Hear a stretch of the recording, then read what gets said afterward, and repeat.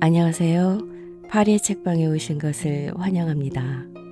날씨가 좀 선선해졌나 싶더니 벌써 10월로 접어들었습니다. 이제 올해도 석 달밖에 안 남았죠. 저는 여름이 지나고 항상 이맘때만 되면 이미 해가 바뀌어서 한 살 더 먹은 기분이 들어요. 아쉬움도 많지만 앞으로 남은 석 달을 어떻게 의미 있게 마무리할지 고민도 되고요. 여러분도 그러실까요? 자, 오늘 제가 소개해드릴 책은요. 현재 이 책을 출간한 마인드셋 출판사 대표이신 권민창 작가님의 책 일생에 단 한 번은 도끼를 품어라입니다. 이 책에서는 미래의 비전이 보이지 않아 안정적인 10년 직업군인 생활을 그만두고 30살의 나이에 사회에 뛰어든 저자가 어떻게 그토록 단기간에 남들이 부러워할 만한 경제적 자유를 이룰 수 있었는지, 또 삶을 어떻게 극적으로 변화시킬 수 있었는지에 대해 솔직담백하게 그려내고 있습니다. 아울러 잘하고 좋아하는 일을 통해 수익화할 수 있는 실용적이며 구체적인 방법들과 함께 부자들의 습관과 가치관에 대해서도 독자들이 이해하기 쉽게 다루고 있습니다. 특히 제가 가장 인상 깊었던 대목은 긍정주의 혹은 낙관주의에 대한 작가의 생각이었습니다. 우리는 늘 긍정적인 사고를 해야 한다는 말을 여기저기서 수없이 들어왔고 시중에 출간된 수많은 동기부여 책들에서도 그러한 내용을 많이 다루고 있었는데요. 작가는 특이하게도 무한 긍정주의의 허점에 대해 지적하고 방어적 비관주의도 성공할 수 있다는 근거들을 제시하며 무조건적인 낙관주의가 아닌 본인에게 맞는 방어적 비관주의나 전략적 낙관주의를 택해야 한다고 말하고 있습니다. 그렇다면 작가가 말하는 방어적 비관주의란 무엇을 뜻할까요? 제가 여기서 미리 말하면 영상을 시청하는 재미가 떨어질 수도 있으니까요. 직접 눈여겨 청취해 보시는 게 좋을 것 같습니다. 그리고 한 가지 더 말씀드리고 싶은 것은 책을 읽다 보면 작가의 생각과 나의 생각이 서로 충돌하는 순간이 오기도 하는데요. 오히려 이런 순간들이 사고의 깊이라든지 스펙트럼을 확장시키는데 긍정적인 영향을 주지 않나 싶어요. 또 책을 읽는다는 건 책이 주는 단순한 메시지의 파악보다는 책을 통해 다양한 생각거리를 찾게 되고 그에 대한 나만의 해답을 찾아가는 과정이 제일 중요할 것 같다는 개인적인 생각을 해봅니다. 그러니 여러분들도 모쪼록 열린 마음으로 작가의 글을 청취하셨으면 하는 바람입니다. 끝까지 영상 시청 부탁드리고요.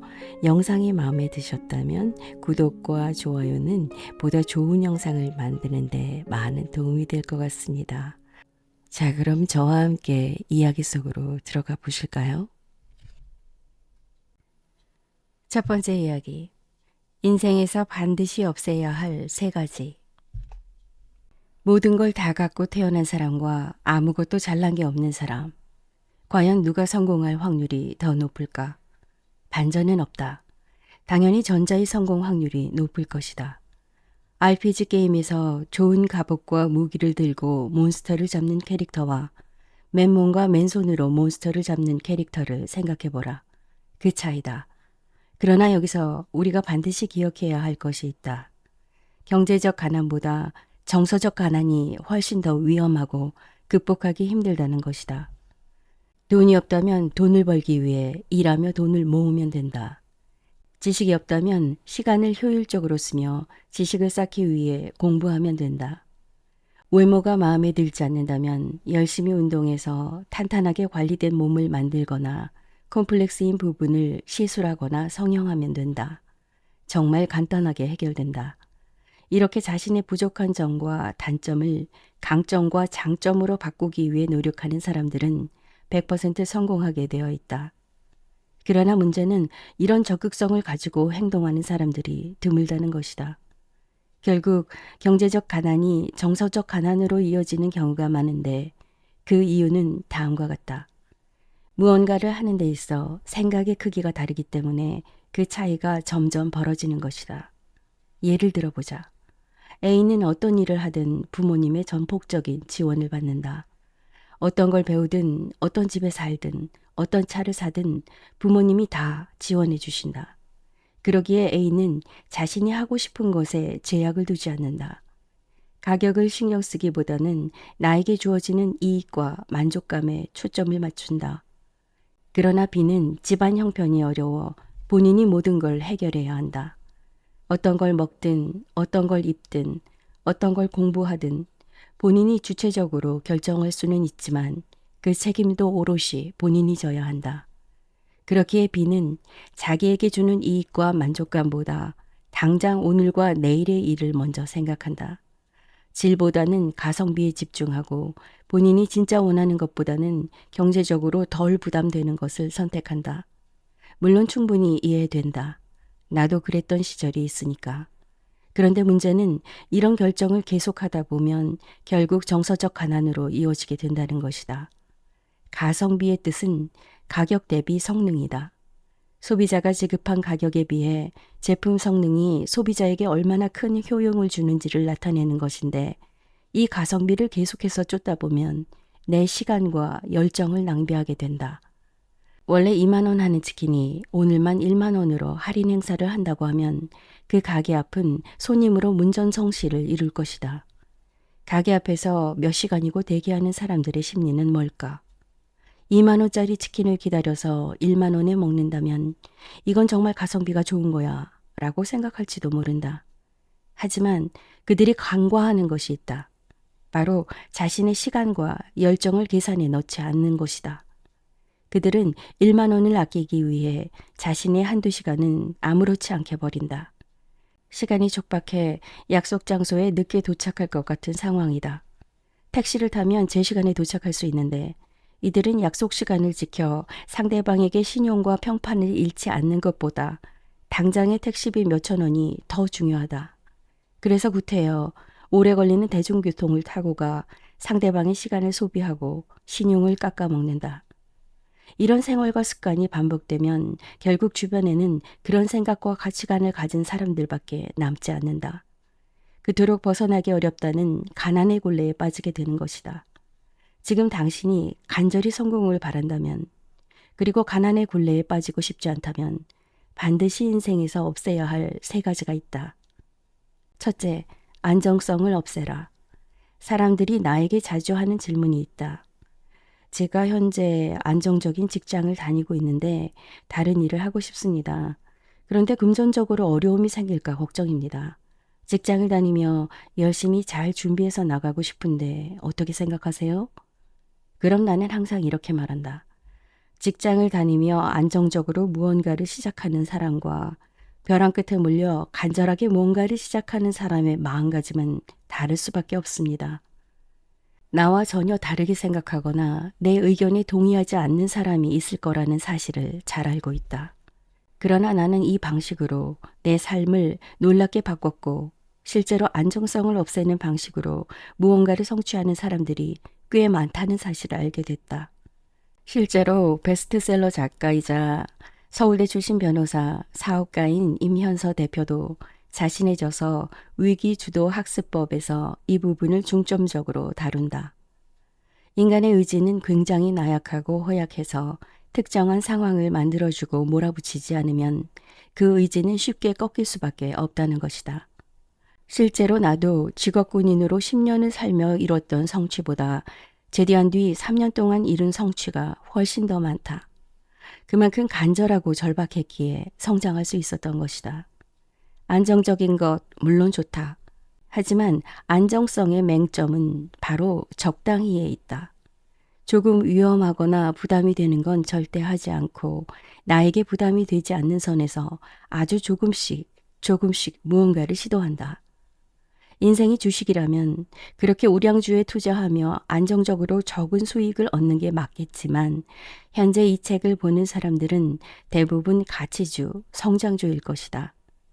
가치주와 성장주는 가치주와 성장주답게 가치와 성장에 초점을 맞춰야 한다.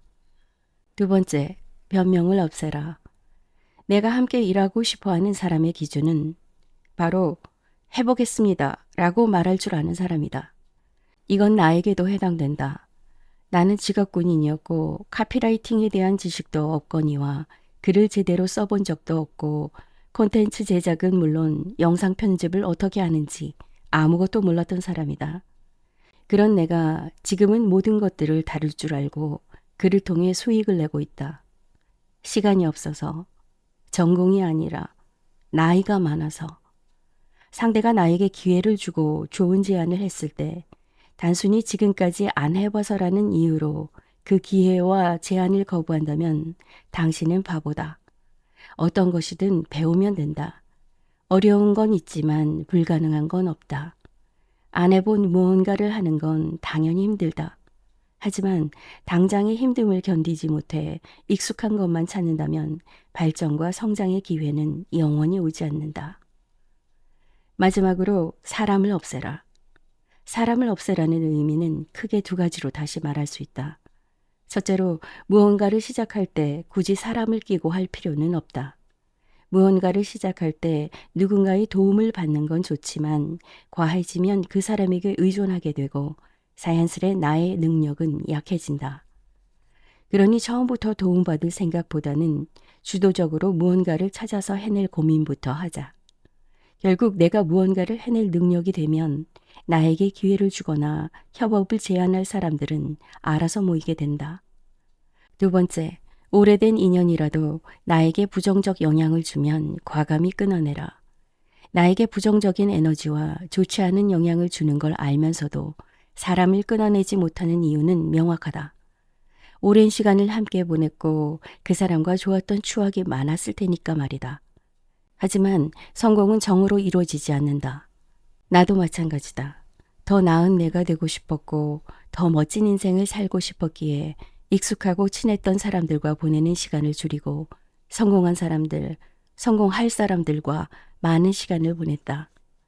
나 또한 처음에는 끊지 못하고 속으로 끙끙 앓았지만 과감하게 끊어내니 생각보다 훨씬 더 편하고 삶이 행복해졌다.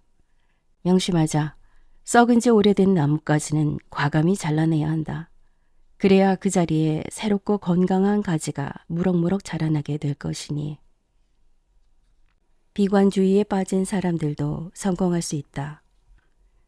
저는 유독 새로운 일을 도전하거나 새로운 업무를 맡게 되면 시작도 하기 전에 최악의 상황이 떠올라요.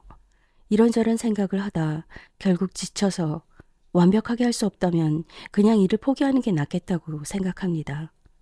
이런 제 성격으로 좋아하는 일을 찾을 수 있을까요? 우리는 살면서 정말 많은 선택의 기로에 놓인다. 선택은 누구에게나 어려운 문제다. 우리가 아는 독창적인 인물들도 겉으로는 확신과 자신감이 넘쳐 보였지만 우리와 크게 다르지 않다. 속으로는 어떤 결정을 내릴 때마다 많은 감정이 교차하고 과연 그것이 잘 될 수 있을까 회의감을 갖는다. 펜실베니아 대학교 와튼스쿨 교수인 애덤 그랜트의 저서 오리지널스에 따르면 미국 정부의 뛰어난 지도자들조차 가장 힘든 결단을 내렸을 때를 회상하며 문제가 복잡해서가 아니라 결단하려면 전에 없던 용기를 내야 해서 힘들었다고 토로했다. 미국 웰즐리 대학교 심리학과 줄리 노럼 교수는 자신의 저서 걱정 많은 사람들이 잘 되는 이유에서 이런 감정, 즉 불안을 다스리는 두 가지 전략을 제시한다. 첫 번째는 우리가 흔히 잘 알고 있는 전략적 낙관주의이고 두 번째는 방어적 비관주의다. 전략적 낙관주의자는 항상 최상의 결과를 상상하고 어떤 것을 할 때 마음을 차분하게 먹고 기대 수준을 높이 설정한다. 반면 방어적 비관주의자는 최악의 결과를 상상하고 어떤 일을 할 때 불안감을 느끼고 테일 리스크, 즉 일어날 확률이 극히 드물지만 일어났을 때 치명적인 결과를 초래할 수 있는 위험 요소를 뜻하며 대부분의 전략적 낙관주의자들은 이 부분을 생각하지도 않는다. 까지도 상상하고 대비한다. 방어적 비관주의자가 중요한 회의에서 프레젠테이션을 하게 됐을 경우를 예로 들어본다면 그들은 연설을 망칠 가능성을 굉장히 높게 설정한다. 나는 무대에서 넘어질 거야. 외웠던 대본을 까먹어 무대 위에서 1분 동안 아무 말도 하지 않을 거야. 공간은 정막으로 가득 차겠고 나는 그 정막의 무거움을 온전히 견뎌야겠지? 마이크가 작동하지 않으면 어떡하지? 같은 온갖 부정적인 시나리오를 머릿속으로 떠올린다. 많은 사람이 방어적 비관주의자보다 전략적 낙관주의가 낫다고 얘기한다. 아직 벌어지지도 않은 일, 그리고 가능성이 높지 않은 일을 그렇게 크게 생각하는 건 일종의 강박에 가깝다고 말한다. 하지만 노름 교수는 분석적, 언어적, 창의적인 작업에서 방어적 비관주의자는 전략적 낙관주의자보다 불안해하고 자신감도 덜하지만 성과는 그에 못지않게 달성한다는 사실을 발견했다. 노름 교수와 동료 학자들은 사람들을 무작위로 세 집단으로 나누고 첫 집단에게는 완벽한 경기를 상상하라고 했고 두 번째 집단에게는 실패한 경기를 가정하라고 했다. 그리고 마지막 세 번째 집단에게는 마음을 차분하게 진정하라는 요청만 한 뒤 새 집단에게 다트를 던지게 했다. 이때 방어적 비관주의자들은 긍정적인 결과를 상상하거나 마음을 진정시켰을 때보다 부정적인 결과를 상상했을 때 다트를 30%더 정확하게 던졌다. 또 다른 실험에서 방어적 비관주의자에게 집중력과 정확도가 요구되는 그림 배기기를 하도록 요청하고 잘할 것이라고 격려했더니 격려를 받지 않았을 때보다 정확도가 29% 떨어졌다. 방어적 비관주의는 일종의 전략이 될 수도 있다는 얘기다. 비관주의도 강력한 동기가 될 수 있다. 우리는 흔히 긍정적으로 생각하라는 충고를 듣지만 이 충고가 반드시 모두에게 적용되는 것은 아니다. 이런 충고는 마치 여자는 235mm, 남자는 270mm가 일반적이니 너도 거기에 발을 맞춰야 한다고 강요하는 거나 다름없다. 모두가 같은 사이즈의 신발을 신을 수 없다. 각자의 체형이 다르기 때문에 각자의 발 사이즈에 맞춰서 신발을 신어야 한다. 성격도 성향도 마찬가지이다. 같은 상황에서도 그 문제를 받아들이고 이해하는 방식이 전혀 다르기 때문에 누군가에게 무조건적으로 긍정적 사고와 낙관적인 태도를 강요할 수는 없다. 물론 방어적 비관주의와 단순한 비관주의는 엄연히 다르다. 예를 한번 들어보자. 자신은 절대 토익 750점 이상의 점수를 맞지 못할 것이라고 생각하는 사람들은 학원을 알아보지도 않고 공부도 하지 않은 채 오직 걱정만 한다. 그 결과는 당연히 예상한 대로 시험에서 원하는 성적을 얻지 못한다. 이런 단순한 비관주의자를 비판하는 낙관주의자의 이론에는 일리가 있다. 무력하고 절망에 빠져 있고 의욕이 없다. 하지만 방어적 비관주의는 일이 잘못될 가능성을 예상하는데 시간과 노력을 기울이고 최악의 결과를 예상하면서도 그런 결과를 막기 위해 적극적인 노력을 한다는 점에서 단순한 비관주의와는 큰 차이가 있다. 그들은 잘못될 가능성을 끊임없이 떠올리며 기대치를 낮게 잡는다. 그리고 일어날 수 있는 모든 시나리오를 머릿속으로 하나하나 떠올린다. 머리에 최악의 상황을 가정하고 리허설을 끊임없이 해보는 것이다. 프레젠테이션을 하는 동안 마이크 선을 밟아서 넘어지는 시나리오, 갑자기 PPT 파일이 멈춰버리는 시나리오 등 미리 예측하고 불안해하는 것이다. 하지만 중요한 것은 그런 일이 발생할 수 있다고 가정하면서도 어떻게 하면 최악의 상황을 없앨 수 있을까라며 끊임없이 생각하고 해결책을 찾으려는 태도다. 그들은 머릿속 리허설을 통해 자신을 옥죄는 불안에서 벗어날 수 있는 일들을 파악한다. 불안 자체가 그들의 강력한 동기부여 수단이 되는 것이다. 자신에 대한 회의가 들 때 방어적 비관주의자들은 두려움에 사로잡히지 않고 처참한 실패의 상황을 상상함으로써 불안감을 강화하고 더 강렬해진 불안감을 통해 동기를 부여받는다. 그들은 최악의 경우를 상상하고 그런 상황을 피하고자 하는 등 모든 구체적인 사항을 치밀하게 준비해서 자신이 상황을 장악했다는 자신감을 얻는다. 그들의 자신감은 앞으로 겪게 될 어려움에 대한 무지나 환상에서 솟아나오지 않고 현실적인 평가와 철두철미한 계획에서 나온다. 그러니 여러분이 이런 성향이라면 자신의 원래 모습을 바꾸고 싶다며 스트레스를 받지 않아도 된다. 오히려 이런 성향을 이용해서 철저한 계획을 세우고 대비하라. 그리고 한 가지 더 팁을 전하자면 불안한 감정을 없애려 하지 말고 오히려 다른 감정으로 바꿔 생각하는 습관을 가지는 게 좋다. 불안감을 흥분으로 치환하라. 보통 사람에게 무엇이 두려운지를 말해보라고 하면 10중 8구 남들 앞에서 말하기를 두려워한다. 하버드 경영대학원의 앨리슨 우드 브룩스 교수는 학생들에게 어떤 주제를 주고 설득력 있는 연설을 하라고 요청했다. 그리고 동료 학생들로 구성된 위원회를 선정해 연설이 끝난 후 연설자의 설득력과 자신감을 평가하도록 했다. 준비할 시간이 2분밖에 없었던 학생들의 얼굴에는 불안한 모습이 역력했다. 브룩스 교수는 직장인 300명에게 이 문제와 관련해 조언을 부탁했더니 가장 흔한 조언이 긴장을 풀고 마음을 편안하게 먹어라 였다고 한다. 하지만 브룩스 교수는 그들의 조언과는 다른 접근을 택했다. 그는 학생들을 무작위로 나누고 한 집단에게는 침착하자를, 다른 집단에게는 신난다를 소리내어 말하게 했다. 침착과 신난다라는 한 단어의 차이로 무엇이 달라졌을까? 신난다라고 외친 학생들은 자신이 침착하다고 다독인 학생들보다 설득력에서 17%, 자신감에서 15% 높다는 평가를 받았다. 두려움을 흥분, 신난다의 감정으로 달리 규정하자 연설자에게 오히려 동기가 부여되었고 그들의 연설 분량은 평균 29% 길어졌다. 학생들은 37초나 더 무대 위에 머무를 용기를 낸 것이다. 침착해지려고 애쓰기보다 흥분하는 것이 두려움을 극복하는데 더 효과적인 이유는 무엇일까? 두려울 때는 심장이 두근거리고 혈액의 흐름이 빨라지는 것이 느껴진다. 그런 상태에서 침착해지려고 애쓰는 행동은 시속 150km로 달리는 자동차에 갑자기 브레이크를 걸어 급정거시키려는 행동이나 마찬가지다. 자동차에는 아직 움직이려는 관성이 남아 있어 억지로 멈추려고 할수록 차체에 더 심각한 손상을 가할 수 있다. 그렇기에 강렬한 감정을 억누르려고 애쓰기보다 그 감정을 다른 감정으로 전환시켜 보는 것이다.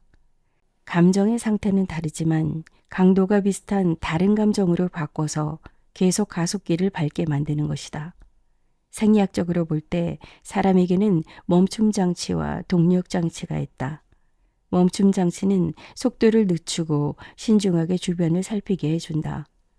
콰이어트의 저자 수전 케이는 동력 장치는 추진력을 주고 흥분하게 만든다 라고 말한다. 멈춤 장치를 누르는 대신 동력 장치를 가동시키면 두려움에 직면한 상황에서도 자신에게 동기를 부여하게 된다. 우리는 미래가 불확실하기 때문에 두려워한다. 뭔가 좋지 않은 일이 일어날까봐 걱정한다. 새로운 일을 시작할 때, 특히 퇴사를 결심할 때도 다름없다.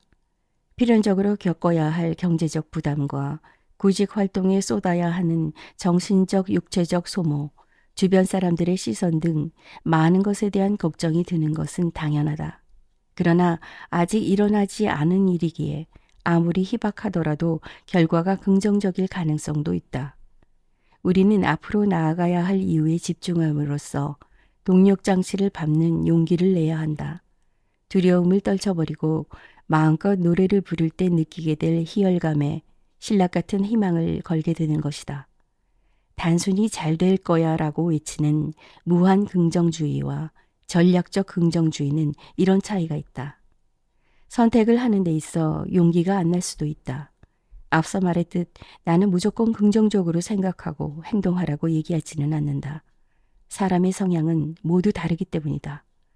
결정에 있어 단순히 비관주의가 좋지 않다, 긍정주의가 좋다라는 이분법적인 사고보다 본인에게 맞는 방어적 비관주의 또는 전략적 낙관주의를 택해 동력장치를 움직여 목표를 달성하기 바란다.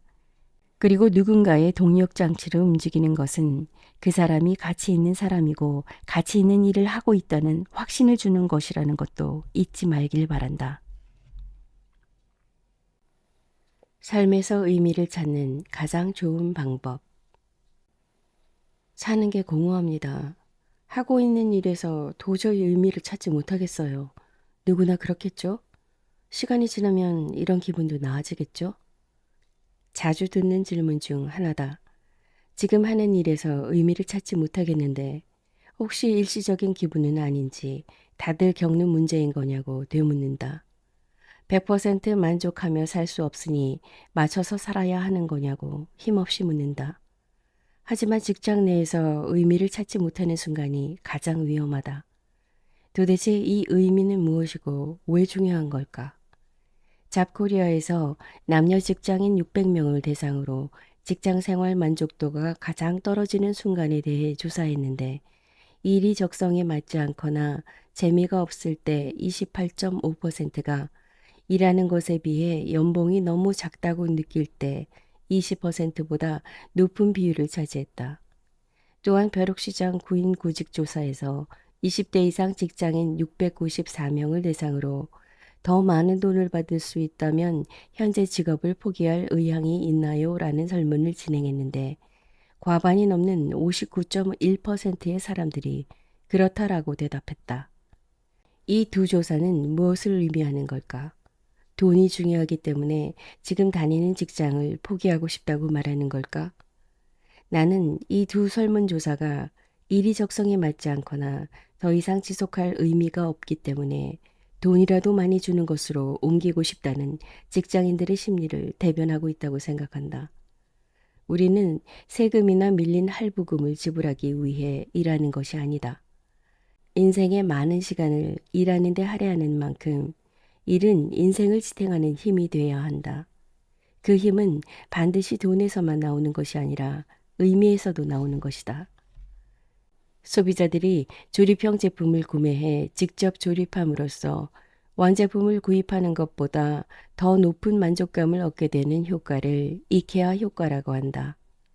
이케아의 서비스는 다소 불편하지만 저렴하다는 장점이 있다. 그런데 이케아 가구의 저렴한 가격은 소비자가 직접 운반하고 조립하는 데서 오는 운반비와 인건비 절감 덕분이다. 이를 제외하면 다른 가구 업체에 비해 특별히 저렴한 것도 아니다. 그럼에도 왜 소비자들은 불편함을 감수하면서까지 이케아 제품을 선호하는 것일까? 그것은 이케아의 판매 전략이 소비자의 심리적 만족도를 높이기 때문이다. 보통 사람들은 자신이 공들여 이룬 것으로부터 성취감을 느끼고 그에 대한 애착을 갖게 된다. 마찬가지로 손수 완성한 가구가 소비자에게 주는 심리적 만족감은 각별하다. 인간은 힘을 쏟아 무언가를 이룰 때 그것을 더 소중히 여기는 경향이 있다. 이러한 이케아 효과는 우리 삶 전반에서 찾을 수 있다.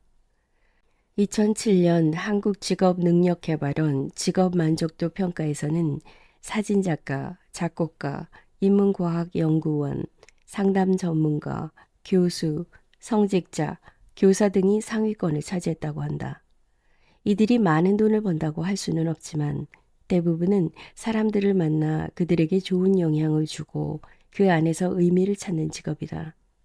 가치 있는 일에 헌신할 때 삶이 더 의미 있다고 여겨지는 것을 알 수 있다.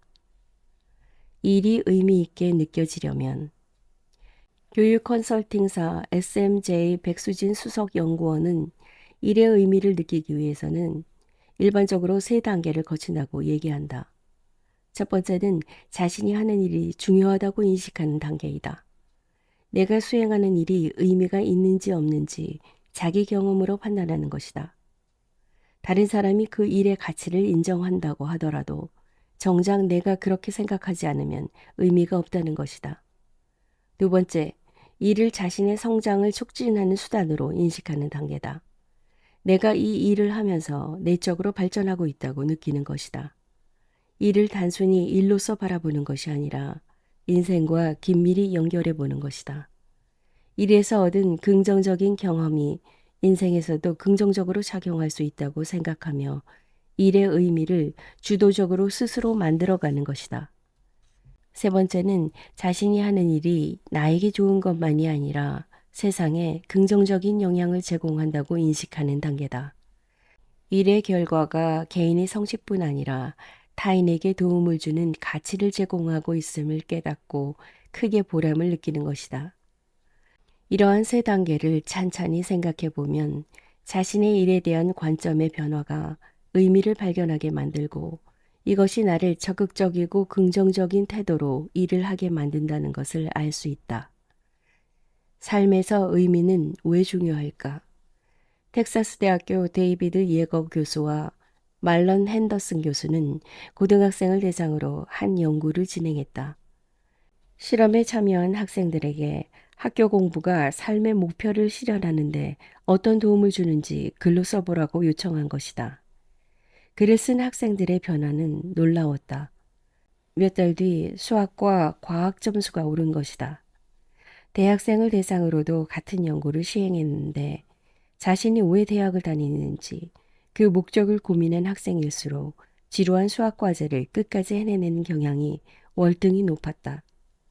이처럼 글쓰기가 효과를 발휘할 수 있었던 이유는 학생들이 이 활동을 통해 공부의 의미와 목적을 생각하고 그것을 글로 쓰면서 구체화했기 때문이다. 학생의 본분을 지키기 위해 공부해야 하는 것이 아니라 자신의 목적을 실현하고 가치 있는 삶을 살기 위해 공부해야 한다는 사실을 인식한 것이다. 즉, 자신이 하는 일의 의미를 제대로 알면 삶의 목표를 이루기 위해 계속해서 나아갈 힘이 생긴다. 나아가 의미 찾기가 중요한 또 다른 이유는 우리가 의미를 기억하고 되새기면서 살 때 스트레스가 주는 악영향에서 스스로를 지켜낼 수 있기 때문이다. 누구도 고통을 겪지 않고는 삶을 이어갈 수 없다. 그만큼 고통을 극복하는 과정이 중요한데 역경을 이겨내는 사람들은 의미라는 단단한 기둥에 자신을 의지한다는 공통점이 있다. 당장 눈앞의 문제 때문에 힘들어도 왜 이 일을 해야 하는지, 이 일이 자신의 인생에 어떤 의미를 갖고 있는지 알기 때문에 버틸 수 있는 것이다. 그리고 그렇게 역경을 극복할수록 마음속 의미의 기둥은 더 단단해지고 더 튼튼해진다. 의미를 잃어버린 직장에서 의미를 다시 찾을 수 있을까? 나는 지금까지 내가 하는 일을 바라보는 관점을 바꾸는 것이 중요하다고 얘기했는데 의미를 느끼게 만드는 또 다른 방법이 있다. 바로 타인과 유대감을 쌓는 것이다. 즉, 타인과 관계 맺기를 통해서도 우리는 삶의 의미를 찾을 수 있다. 사람은 누구나 친구, 가족, 연인에게 이해와 인정, 지지를 받고 싶어 한다. 그리고 어딘가에 소속되고 싶어 한다. 흔히 혈액형이나 MBTI로 사람의 성향을 구분하고 자신과 유사한 성향의 사람들을 찾는 것도 이 때문이다. 과학적으로 전혀 근거가 없더라도 같은 혈액형인 것만으로도 같은 MBTI인 것만으로도 소속감과 유대감을 느낄 수 있기 때문이다. 심리학자들은 다른 사람이 나를 중요하게 생각하고 중요한 사람으로 대할 때 나 역시 스스로를 중요한 사람이라고 생각하게 된다고 한다. 또한 다른 사람과 즐거운 상호작용을 맺는 상황에 자주 노출될 때 유대감을 느낀다고 한다. 우리는 세상에 나오는 순간부터 본능적으로 유대감을 느낄 대상을 찾고 거기에서 의미를 찾는다는 얘기다. 미시간 대학교 조직 심리학자 제인 더턴은 양질의 관계 맺기라는 개념을 설명한다. 직장에서 맺는 관계가 직장에서 하는 경험뿐 아니라 삶 전체에 중요한 영향을 미친다는 뜻이다. 직장에서 유대감을 갖지 못하면 일과 삶 모두 덜 의미 있게 느껴진다. 더턴의 연구팀은 미국 중서부 소재의 한 대형 병원에서 일하는 청소직원 23명을 선별해 인터뷰를 진행했다. 직장 내 사람들과의 관계를 주제로 긴 대화를 나눴는데 유대감이 직장 경험에 결정적인 역할을 한다는 사실을 발견했다. 청소 직원들이 스스로를 가장 가치 없다고 느끼는 순간은 바로 직장에서 무시당할 때였다. 사람들은 환자를 돌보는 간호사와 생명을 살리는 의사가 얼마나 의미 있는 일을 하는지는 이야기하면서 모두가 기분 좋게 일할 수 있도록 건물 구석구석과 화장실을 청소하는 사람들의 일이 얼마나 의미 있는지는 이야기하지 않는 것이다. 반면 청소 직원들이 자신의 일에 자부심을 느끼는 순간은 병동에 있는 사람들이 그들에게 반갑게 인사를 건넬 때였다고 한다.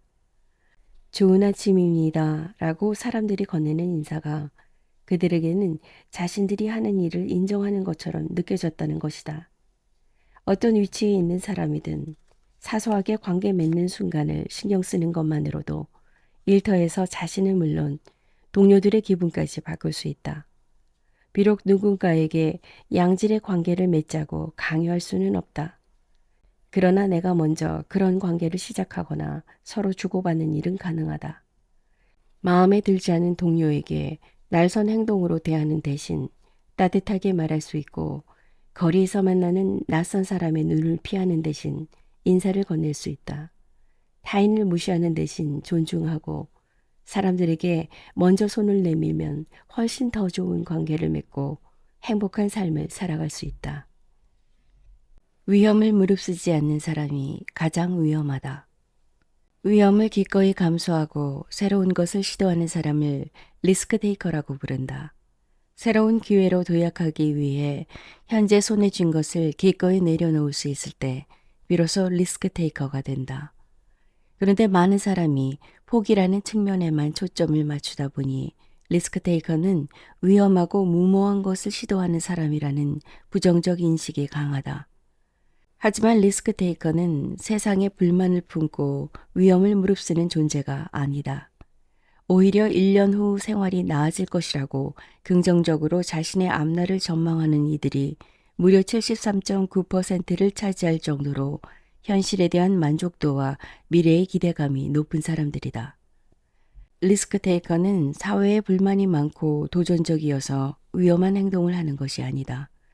규범과 원칙처럼 당위적인 것에 얽매이기보다 개방적인 자세로 자신의 삶을 발전시키는 사람들이다. 자기 개발과 멘탈 관리를 철저히 하고 자신을 적극적으로 표현하며 사회에 참여한다.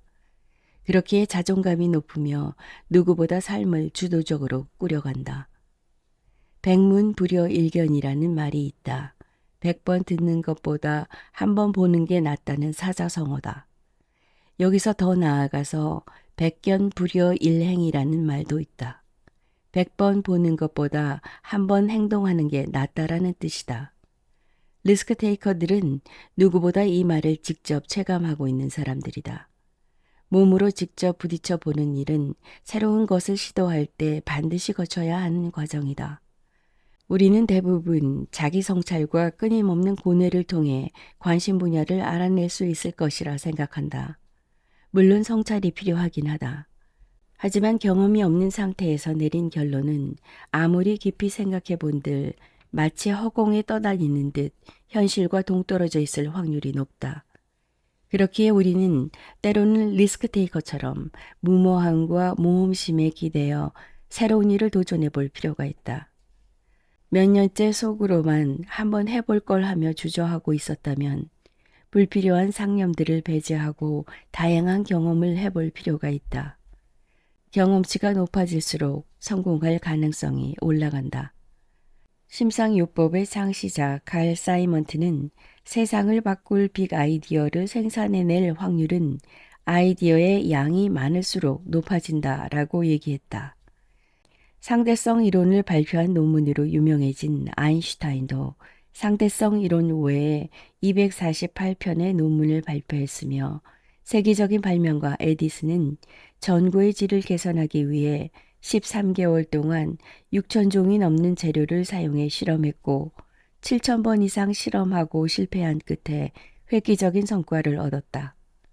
여러분은 혹시 한 번의 시도로 좌절하고 그 한 번의 실패에 얽매여 있는 것은 아닌가? 완전한 실패는 없다. 한 번에 원하는 대로 성취할 수 있다면 더없이 좋겠지만 실패의 경험도 분명 나의 소중한 자산이 된다. 실패한 만큼 훨씬 더 많은 경험을 얻은 것이고 실패가 두려워 시도하지 않은 사람들보다 훨씬 더 발전할 가능성이 높기 때문이다. 설령 도전해 본 일이 자신과 맞지 않다는 것을 인지하더라도 그 경험을 통해 반드시 깨닫고 느끼는 것들이 있기 마련이다. 펜실베니아 대학교 심리학과 엔젤라 더크워스 교수는 자신의 저서 그릿에서 탐색의 힘을 강조하며 올림픽 금메달리스트 수영 선수 로디 게인스의 사례를 소개한다. 로디 게인스는 인터뷰에서 나는 어렸을 때 운동을 좋아했다. 고등학교 입학한 뒤로는 미식축구, 야구, 농구, 골프, 테니스를 거쳐 수영팀에 들어갔다.